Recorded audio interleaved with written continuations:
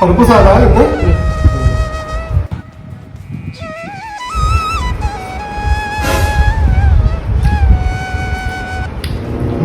മറ്റേ വെള്ളം എടുത്തിട്ടോ.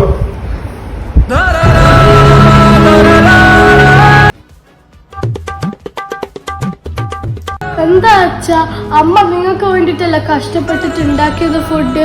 അത് അമ്മ നിങ്ങളുടെ റെസ്പോൺസ് കേൾക്കാനല്ല വെയിറ്റ് ചെയ്യുന്നത്. എന്താ അച്ഛാ, നിങ്ങൾ ടേസ്റ്റ് ഇല്ലെങ്കിൽ പറയേ.